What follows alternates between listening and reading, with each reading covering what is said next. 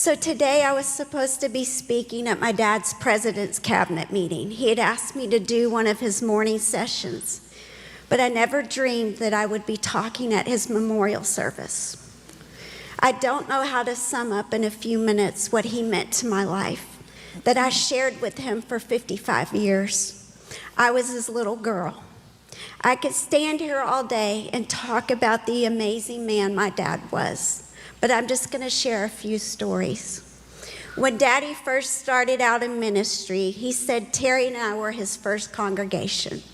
No one knew who Jerry Savelle was, and they weren't asking him to come preach.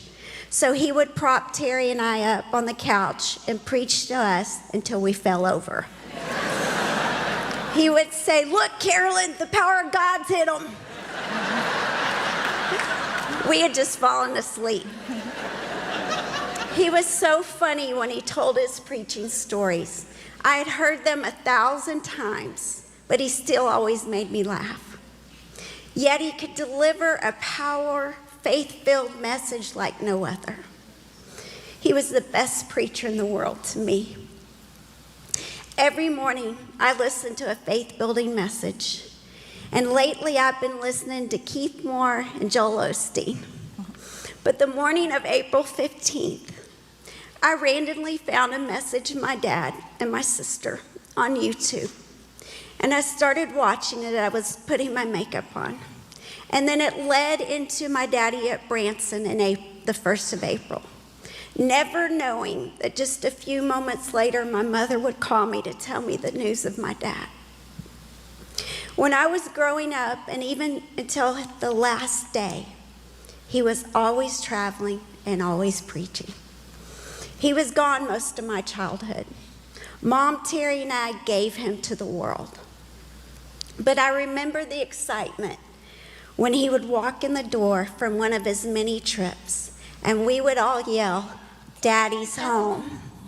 We would jump in his arms, and we always made a big deal when Daddy came home.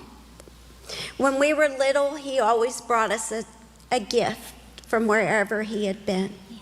And in my teen years, I often woke up to a note on my nightstand that said, "Here's some pocket change. Daddy loves you."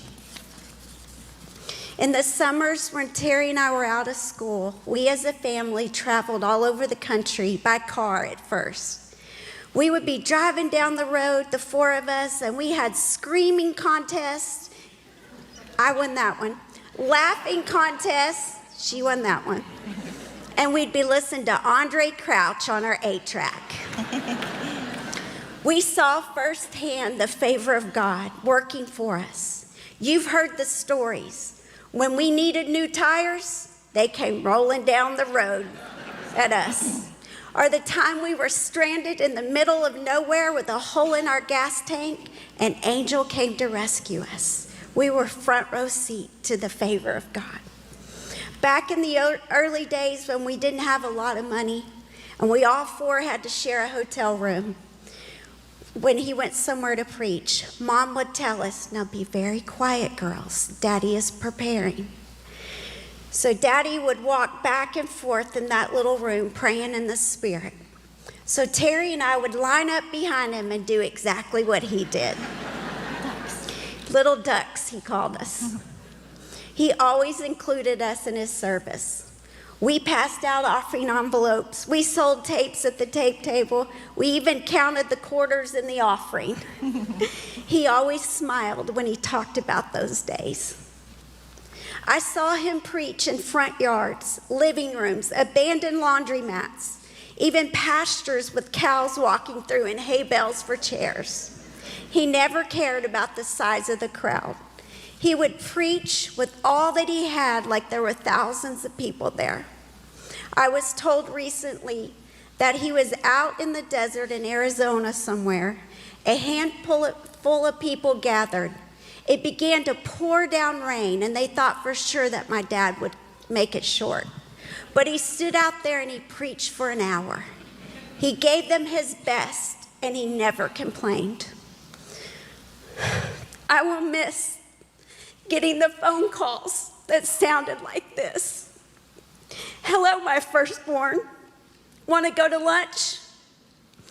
It would be 10:30 in the morning, and I wasn't even thinking about lunch. But Daddy wanted to be the first one when the door opened.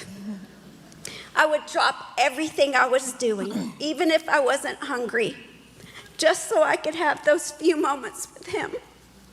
Not the worldwide preacher, but just me and my daddy.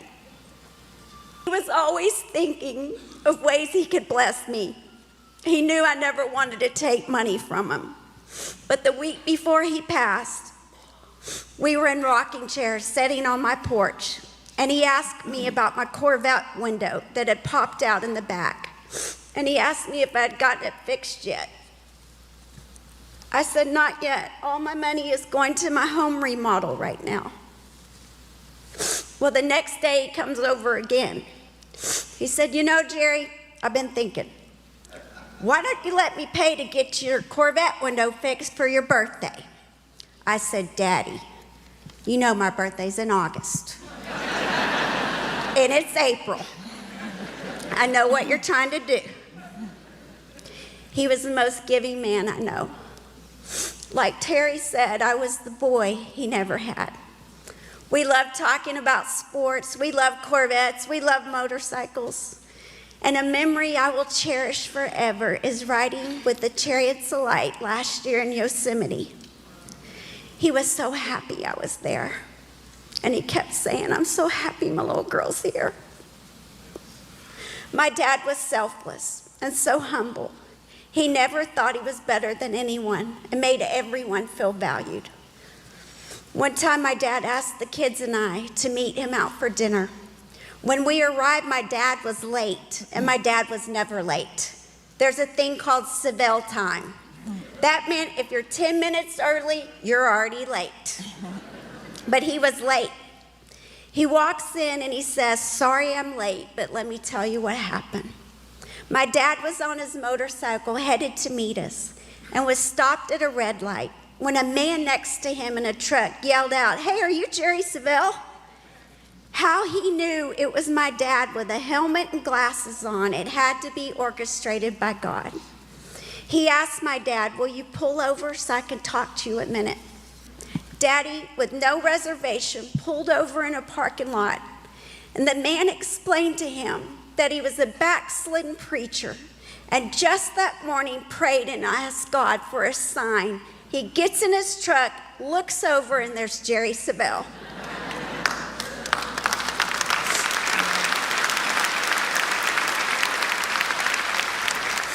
My dad stood right there in that parking lot and led that man back to Christ. He was selfless, he was kind, he was forgiving, and he was always thinking of others. As Terry said, we looked on his phone, and the very last text my dad sent out, just moments before he passed, was asking his accounting office to overnight a check to pay for someone else's medical bills. He was always giving to others. He truly lived to give until his final breath. I was a daddy's girl, we both are, and I always will be. I was named after him, and I will honor him by wearing this name well. He taught me Jesus. He taught me faith. He always said, my name is Jerry, having done all to stand Savelle. Well, that's my name too. He often told us, Savelles aren't quitters. Well, I'm not going to quit. I will continue this legacy of faith that he left me. Dad may have gone to heaven, but Jerry Savelle Ministries will carry on.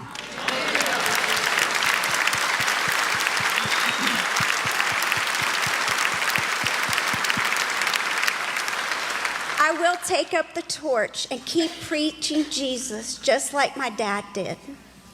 This was the very last Bible my daddy preached from, and I plan to use it. One of the very last texts he sent to me, besides the Corvette one, he said, Jerry, never doubt God's anointing on your life. I will miss him so very much. He was the greatest daddy in the world, but I know that I will see him again soon and very soon.